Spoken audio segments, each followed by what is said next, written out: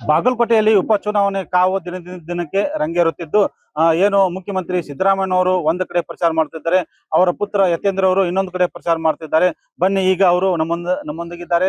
ಯಾವ ತರ ಪ್ರಚಾರ ಮಾಡ್ತಿದ್ದಾರೆ, ಯಾವ ತರ ಒಂದು ಕಾಂಗ್ರೆಸ್ ಪಕ್ಷ ಗೆಲುವಿನ ವಿಶ್ವಾಸ ಹೊಂದಿದ್ದಾರೆ ಅಂತ ಕೇಳೋಣ. ಸರ್ ನಮಸ್ಕಾರ.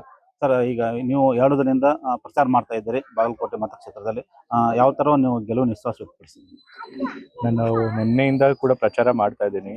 ಮುಖ್ಯವಾಗಿ ಗ್ರಾಮೀಣ ಭಾಗಗಳಲ್ಲಿ ನಾನು ಪ್ರಚಾರ ಮಾಡ್ತಿದ್ದೀನಿ. ಹೋದ ಕಡೆ ಎಲ್ಲ ಜನ ಉತ್ತಮವಾಗಿ ಸ್ಪಂದಿಸಿದ್ದಾರೆ. ಎಲ್ಲರೂ ಕೂಡ ಮೇಟಿ ಅವರು ಬಗ್ಗೆ ಅಭಿಮಾನ ಇದೆ, ಅವ್ರು ಮಾಡಿರೋ ಕೆಲಸ ಬಗ್ಗೆ ಅಭಿಮಾನ ಇದೆ. ಹಾಗಾಗಿ ಅವ್ರ ಬಗ್ಗೆ ಒಂದು ಸಹಾನುಭೂತಿ ಇದೆ ಕೂಡ ಇದೆ. ಹಾಗಾಗಿ ಅವ್ರು ತೀರ್ಕೊಂಡಿದ್ರೆ ಅವ್ರ ಕುಟುಂಬದವ್ರಿಗೆ ಮತ ಹಾಕೋದ್ರ ಮೂಲಕ ಮೇಟಿ ಅವರಿಗೆ ಗೌರವ ಸಲ್ಲಿಸಬೇಕು ಅಂತ ಒಂದು ಭಾವನೆ ಕೂಡ ಇದೆ. ಜೊತೆಗೆ ನಮ್ಮ ಸರ್ಕಾರ ಮಾಡಿರುವಂತಹ ಕೆಲಸಗಳು ಮತ್ತೆ ನಾವು ಕೊಟ್ಟಂತ ಗ್ಯಾರಂಟಿ ಕಾರ್ಯಕ್ರಮಗಳ ಬಗ್ಗೆನೂ ಜನಕ್ಕೆ ಬಹಳಷ್ಟು ತೃಪ್ತಿ ಇದೆ. ಸೊ ಎಲ್ಲ ಕಾರಣಗಳಿಂದ ಅವ್ರು ನಮ್ಗೆ ವೋಟ್ ಹಾಕ್ತಾರೆ, ನಮ್ಮನ್ನ ಗೆಲ್ಲಿಸ್ತಾರೆ ಅನ್ನೋ ನಂಬಿಕೆ ಇದೆ. ಸರಿ, ಕಳೆದ 2 ದಿನದಿಂದ ಒಂದ್ ಕಡೆ ತಂದೆಯವರು ಪ್ರಚಾರ ಮಾಡ್ತಾರೆ, ಇನ್ನೊಂದು ಕಡೆ ನೀವು ಮಾಡ್ತಾ ಇದ್ದೀರಿ. ಅಂದ್ರೆ ಅಷ್ಟೊಂದು ಇದು ನಿಮಗ ಏನು ವಿಶ್ವಾಸ ಇದೆಯೋ ಅಥವಾ ಇಲ್ಲೇನೋ ಸೋಲಿನ ಕೆಲವೊಂದು ಹಿನ್ನೆ ಇರ್ಬೋದು ಅಂತ? ಪ್ರತಿ ಚುನಾವಣೆನೂ ಕೂಡ ನಾವು ಗಂಭೀರವಾಗೇ ತಗೊಳ್ತೀವಿ. ಈ ಚುನಾವಣೆ ಎಲ್ಲ, ಯಾವಾಗ ಉಪಚುನಾವಣೆ ಬಂದಾಗ್ಲೂ ಕೂಡ ನಮ್ಮ ಪಕ್ಷದ ಎಲ್ಲಾ MLA-MLCಗಳನ್ನು ಕೂಡ ಉಪಚುನಾವಣೆಗೆ ಪ್ರಚಾರಕ್ಕೆ ಹೋಗ್ಬೇಕು ಅಂತ ಹೇಳಿ ಸೂಚನೆ ಕೊಡ್ತಾರೆ. ಈ ಬಾರಿನೂ ಕೂಡ ನಮಗೆ ಎಲ್ಲಾ MLA-MLCಗಳು CLP ಮೀಟಿಂಗ್ ಅಲ್ಲಿ ಕರೆದು ಸುರ್ಜೇವಾಲಾ ಅವರು, ನಮ್ಮ ACC ಜನರಲ್ ಸೆಕ್ರೆಟರಿ ಅವರು ಹೇಳಿದ್ರು, ಪ್ರತಿಯೊಬ್ಬರು MLA-MLCಗಳು ಕೂಡ ಯಾರು ಒಂದು ಕ್ಷೇತ್ರದಲ್ಲಿ 10 ದಿವಸಗಳು ಪ್ರಚಾರ ಮಾಡಲೇಬೇಕು ಅಂತ ಹೇಳಿ. ಸೊ ಹಾಗಾಗಿ ಅವರ ಸೂಚನೆ ಮೇರೆಗೆ, ಮುಖ್ಯಮಂತ್ರಿಗಳ ಸೂಚನೆ ಮೇರೆಗೆ, ಅಧ್ಯಕ್ಷರ ಸೂಚನೆ ಮೇರೆಗೆ ನಾವು ಬಂದಿದ್ದೀವಿ ಇಲ್ಲಿಗೆ.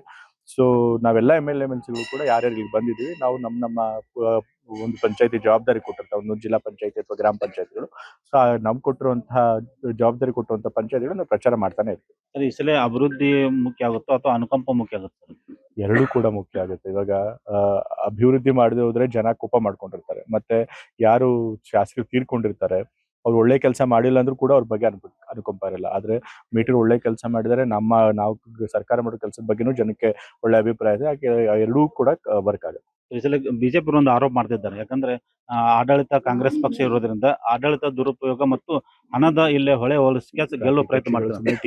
ಟೀಕೆ ಮಾಡ್ಬೇಕು ಅಂತ ಟೀಕೆ ಮಾಡ್ತಿರ್ತಾರೆ ಅಷ್ಟೇ. ಇವರು ಅಧಿಕಾರದಲ್ಲಿದ್ದಾಗಲೂ ಕೂಡ ಉಪಚುನಾವಣೆ ನಡೀತು, ಆಗ್ಲೂ ಕೂಡ ಅವರು ಏನೆಲ್ಲ ಮಾಡಿ ಅದು ಚುನಾವಣೆ ಗೆದ್ದಿದ್ದಾರೆ. ಬಟ್ ನಾವು ಅದೆಲ್ಲ ಏನು ಮಾಡ್ಬೇಕಾಗಿಲ್ಲ, ಯಾಕಂದ್ರೆ ನಾವು ಜನಕ್ಕೆ ಒಳ್ಳೆ ಆಡಳಿತ ಕೊಡ್ತೀವಿ, ಜನ ನಮ್ಗೆ ಓಟ್ ಹಾಕ್ತಾರೆ. ಇದು ಜಾತಿ ಆಧಾರ ಮೇಲೆ ಇಲ್ಲಿ ಏನಾದ್ರು ಚುನಾವಣೆ? ಎಲ್ಲಾ ಚುನಾವಣೆ ಹೇಗೆ ನಡೀತಾ ಹಾಗೆ ನಡೀತೆ. ಬಟ್ ಜಾತಿಗಿಂತ ಹೆಚ್ಚಾಗಿ ಜನ ಕೆಲಸದ ಆಧಾರದ ಮೇಲೆ ನಮ್ಮ ಅಭ್ಯರ್ಥಿ ನೋಡಿ ಓಟ್ ಕೊಡ್ತಾರೆ. ಸರ್, ಎಷ್ಟು ಮತಗಳ ಗೆಲ್ಬಹುದು? ಅದನ್ನೆಲ್ಲ ನಾವು ಪ್ರಿಡಿಕ್ಟ್ ಮಾಡಕ್ ಆಗೋದಿಲ್ಲ, ಬಟ್ ನಾವು ಗೆಲ್ಲುವಂತಹ ನಂಬಿಕೆ ನಂಗೆ. ಇದು ಏನು ಯತೇಂದ್ರ ಅವರು ಮನದಾಳದ ಮಾತು. ಆನಂದ್, ಅಶ್ವವೇಗ ನ್ಯೂಸ್, ಬಾಗಲಕೋಟೆ.